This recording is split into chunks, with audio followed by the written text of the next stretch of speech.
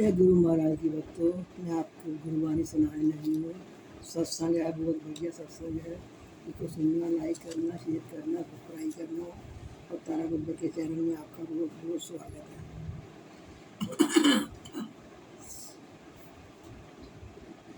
अवली अल्लाह गुरु उपिया, कुदरत के सब बंदे। एक नूर से सब जग उपिया, कौन भले कौन मंदे। तो सब उस कुदरत के बंदे हैं, एक ही नूर से सब उपजे हुए हैं। कौन भले कौन अच्छे कोई बुरे, सब उपजे हुए।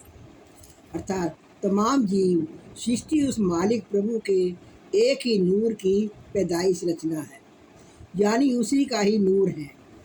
सब जीव उसी मालिक के ही बंदे हैं।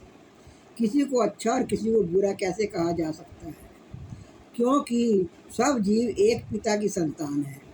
एक पिता एकस के हम बारिश है होने के कारण हम सब भाई भाई हैं। इसलिए यह पुस्तक हर प्रकार के वाद विवाद, जाति, नस्ल व रंग भेद आदि के प्रचार से मुक्त तथा कहीं ऊपर है। इसके अंदर कोई जाति का बंधन नहीं है, कोई किसी का बंधन नहीं है, सब एक ही बराबर के सब बंधे हैं। आज का सारे संसार में एक ऐसी भयानक बीमारी फैली हुई है जिससे हर तरफ बदअमनी, बेचैनी, नफरत और हफड़ा तफड़ी फैली हुई है। ईर्ष्या की अग्नि जले संसारू। ईर्ष्या, द्वेष, वैर, विरोध आदि ने सारे संसार को अपनी लपेट में ले रखे हैं।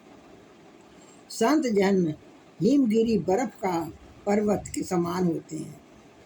जो भी उनके पास से गुजरता है वे सबको शीतलता प्रदान करते हैं। फिर वह ईर्ष्या, क्रोध, द्वेष, वैर भाव तथा अपने तत्व आदि सब भूल जाते हैं। बिसर गई सब तात पाए पर आई, क्योंकि संत जन सबको अपना मित्र व प्यारा समझते हैं। इसलिए सभी को यही संदेश देते हैं, जैसा कि पंचम पातशाह श्री गुरु अर्जुन देव जी फरमाते हैं, ना को बैरी नहीं बेगाना, सगल संगी हम कऊ बनी आना। कबीर साहब जी भी फरमाते हैं, कबीर खड़ा बाजार में सबकी मांगे खैर, ना काहू से दोस्ती ना काहू से बैर। परम पिता शाश्वत नाम श्री जी महाराज ने जीवों के प्रति अपनी मित्रता, सहानुभूति व अपने प्यार को और भी स्पष्ट शब्दों में इस प्रकार वर्णन किया है। संत खड़े बाजार में सबकी मांगे खैर, सबसे हमारी दोस्ती नहीं किसी से बैर। संत जन तो यही कहते हैं कि हमारी ना किसी से दोस्ती है, ना हमारे किसी से बैर है। इसके अतिरिक्त 5 भयानक चोर भी हर जीव के पीछे लगे हुए हैं। इसके श्वासों के धन को दिन रात लूट रहे हैं। ये 5 ही बहुत खतरनाक दुश्मन हैं, परंतु इनमें से क्रोध व अहंकार तो सबसे अधिक भयानक है। क्रोध जो कि सीधा नरकों में ही ले जाता है। यदि इसे वश में ना किया जाए तो यह 1 सेकेंड में ही क्या से क्या कर दिखलाता है। जैसे आयु भर जेलों में सड़ना, घर बार, जमीन जायदाद का खात्मा, एक एक पैसे तथा एक एक रोटी के लिए दर दर हाथ फैलाना पड़ सकता है। यदि क्रोध आ भी जाए तो उसे तुरंत शांत रहना चाहिए। क्रोध को शांत करने के लिए बहुत ही आसान व सरल तरीका संत जन इस प्रकार बताते हैं कि सभी प्रेमी जन अपने घर में एक गिलास पर प्रेम प्याला लिखवा लें। जब घर में किसी को क्रोध आ जाए तो तुरंत उसमें ठंडा शरबत या ठंडा पानी भरकर और धन धन सतगुरु तेरा ही आसरा का नारा लगाकर उसे दे दें। ले भाई, पहले ये पी ले और 2 मिनट सुमिरन कर, फिर लड़ेंगे।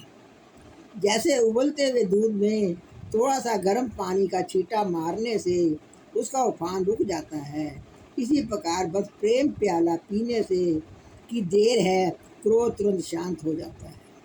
अहंकार अथवा अहमे के मालिक से दूर करता है।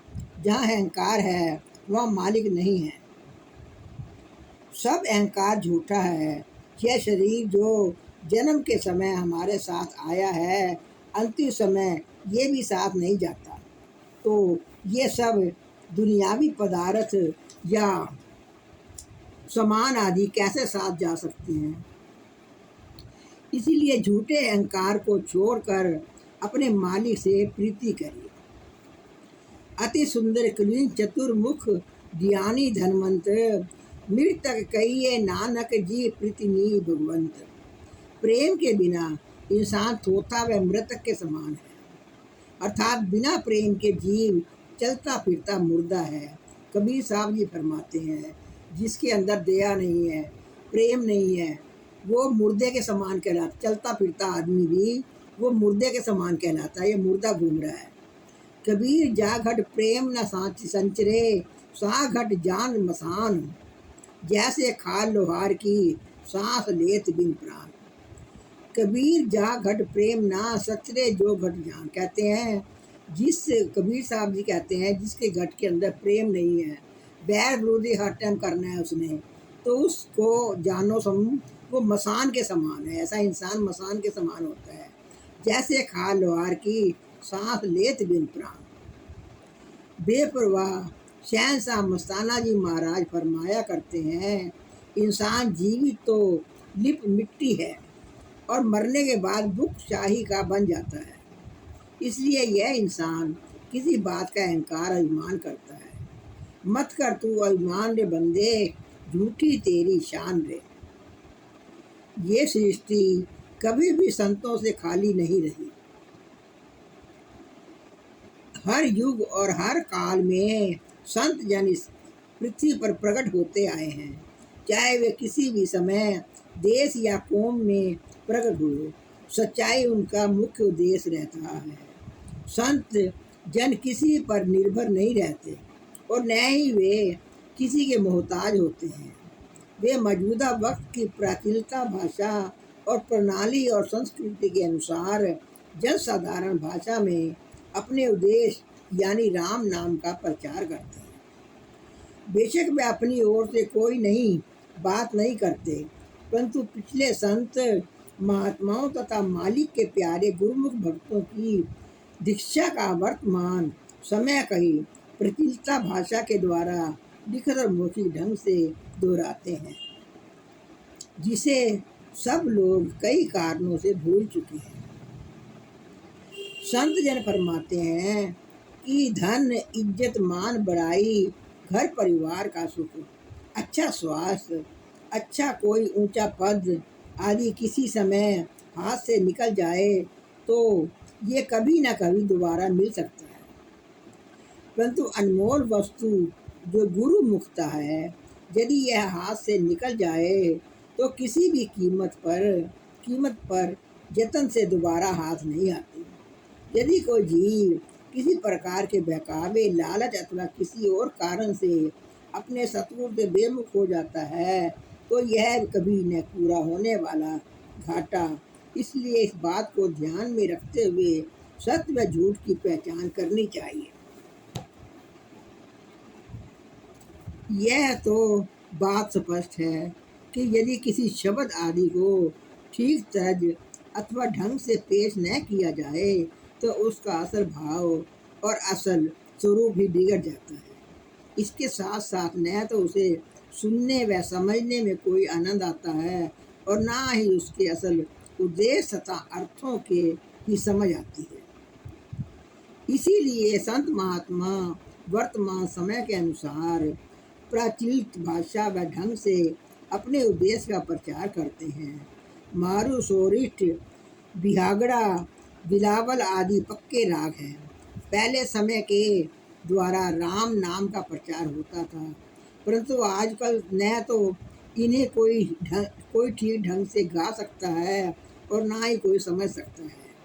इसलिए इसी बात को ध्यान में रखते हुए वर्तमान आम प्रचलित गीतों व लोक गीतों के तर्जों को आधार बनाकर भजनों शब्दों को ये छोटी सी पुस्तक तैयार की गई है, क्योंकि मन तो मूर्तों से लज्जतों का आशिक है, शुष्क वार्तिक विषयों में इसे आनंद नहीं आता, इसलिए यह एक स्थान पर टिकता नहीं है।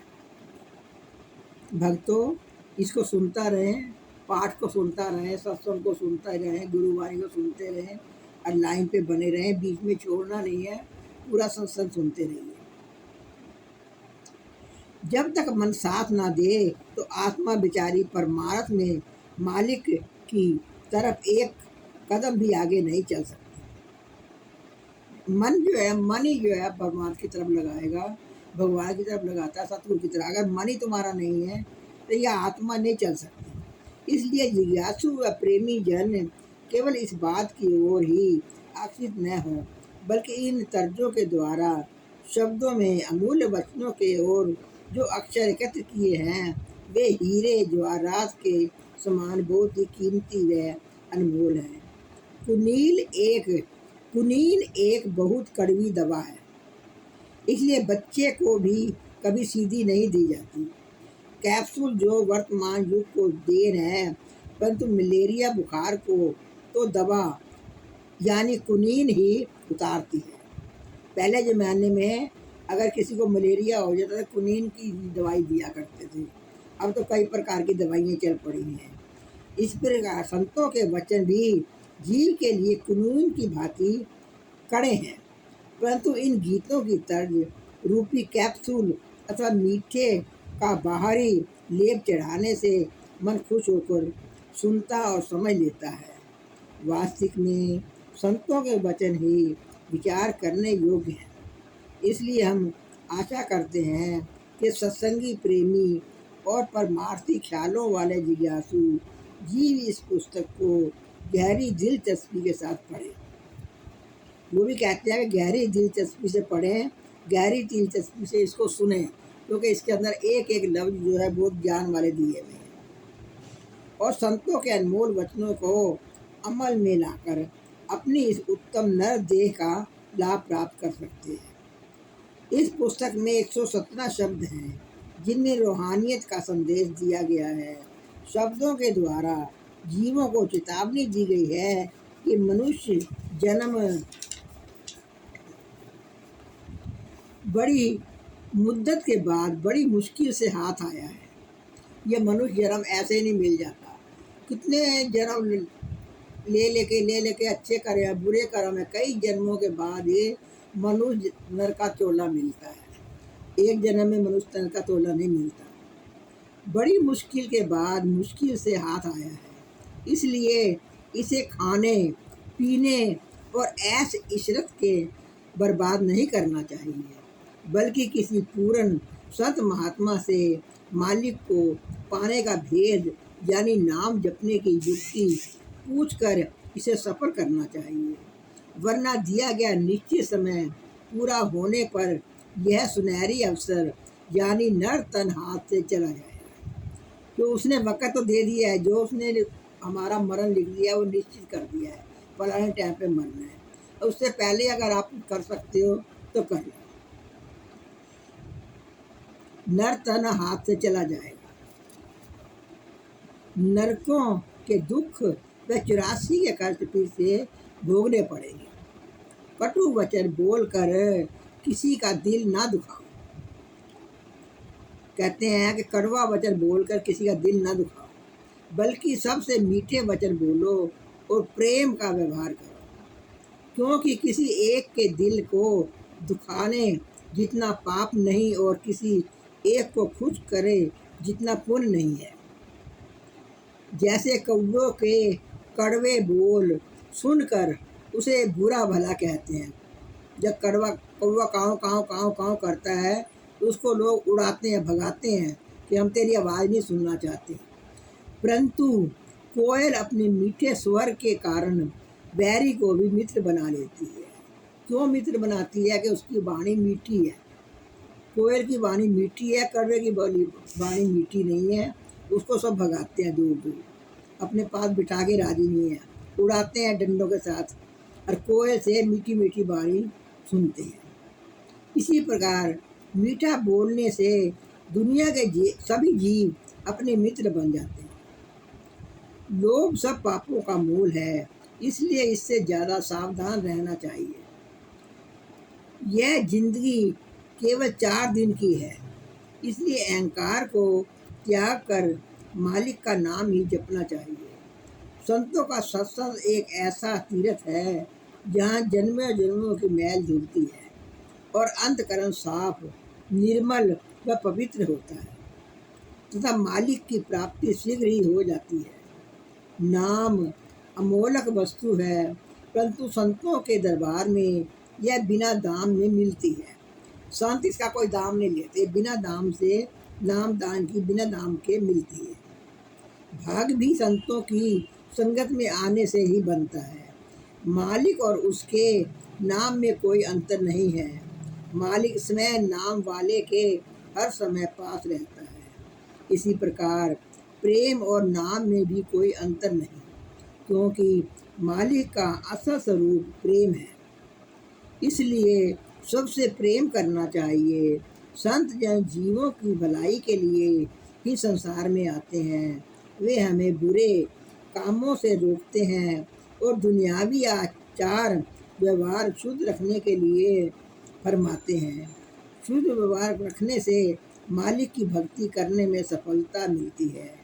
इसी प्रकार संत जन दूर सतलोक से मालिक का संदेश लेकर आते हैं और अपने शब्दों के द्वारा जीवों को चिताते हैं, जो कि इस पुस्तक का नाम सतलोक का संदेश रखा गया है। हम अपने प्रियजनों से इस बात की अवश्य क्षमा चाहते हैं कि इस पुस्तक में झूठ शब्दों का प्रयोग ही कम प्रयोग किया गया है। हो सकता है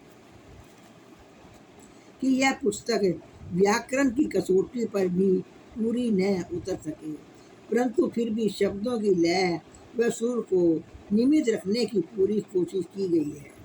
अर्थात पुस्तक की भाषा सरल, सुबोध, कोमल, मधुर तथा जनसाधारण है, ताकि हर साधारण बुद्धिजीवी भी संतों के वचनों को पढ़ सुन व समय समझ कर उन पर अमल कर सके। भक्तों, पूरा सुनते रहिए और लाइन पे बने रहिए, बीच में बिल्कुल नहीं छोड़ना है। लाइक करिए, शेयर करिए, सब्सक्राइब करिए। समझ कर उन पर अमल करके अपने इस अनमोल जीवन जन्म का असल लाभ उठा सकते हैं। मैं अपनी तुच्छ जबान से पूजनीय परम पिता शाह सतनाम सिंह जी महाराज को हार्दिक धन्यवाद करता हूँ, जिन्होंने अपने सुख व आराम की परवाह न करते हुए अपने अनमोल वचनों को अपने पवित्र कर कमलों के द्वारा सरल भाषा में भजनों शब्दों में संग्रह करके यह पुस्तक तैयार की है। ऐसा करके पूजनीय परम पिता जी ने हम सब पर बहुत बड़ा उपकार किया है। इस उपकार के लिए मैं एक बार फिर समूह साध संगत की तरफ से पूजनीय परम पिता शाह सतनाम जी महाराज जी को अत्यंत आभारी हूँ। बोलो जय गुरु महाराज की जय। भक्तों, बहुत ही ज्ञानवर्धक पुस्तक है, बहुत ही ज्ञान इसके अंदर दिया हुआ है। इसको आप एक कम से कम भी 4-4, 5-5 बारी सुनना। जो 4-5 बार सुनोगे, एक दिन में एक बारी सुन लो, 2 बारी सुन लो, लगातार जो है 4-5 दिन सुनते रहोगे तो आपको इसका ज्ञान प्राप्त होगा। उसके ऊपर आप अमल करोगे, उसके रस पियोगे, अमल करोगे और आपके भाग्य बदलेंगे इस पुस्तक को पढ़ने से, सुनने से। बहुत सुंदर इसके अंदर शब्द लिखे गए हैं और मैं आशा करती हूँ कि आप इसको पूरा सुनेंगे और कई बारी सुनेंगे। तो एक बारी सुनने से पूरा समझ नहीं आएगा। जब आप 5-6 बार इसको दोहराते रहेंगे तो आप जो है इसको लाभ उठा सकेंगे। आप इसका लाभ उठाइए। बहुत बड़ी मुश्किल से इनको ढूंढते हैं, इकट्ठा करते हैं आप लोगों के लिए कि आप भी इसको सुने, पढ़ें और इसका लाभ उठाएं। धन्यवाद। मैं दूसरा फिर आपके बीच में कुछ लेकर आऊँगी। तब तक के लिए मुझे आज्ञा दो। धन्यवाद।